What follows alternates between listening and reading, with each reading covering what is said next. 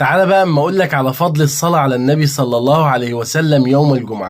قال النبي صلى الله عليه وسلم: إن من أفضل أيامكم يوم الجمعة، فأكثروا فيه من الصلاة علي، فإن صلاتكم معروضة علي صلى الله عليه وسلم. تخيل إن الصلاة اللي انت حضرتك بتصليها على النبي صلى الله عليه وسلم يوم الجمعة بتتعرض على النبي صلى الله عليه وسلم.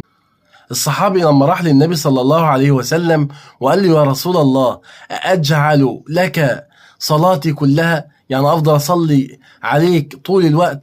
قال له: إذا تكفى همك ويكفيك الله ما أهمك، تمام، ويقضى دين.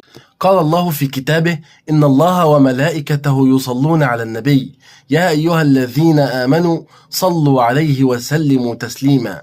ذكر كل حبايبك يوم الجمعة بالصلاة على النبي صلى الله عليه وسلم علشان تاخد أجر ليك وليهم.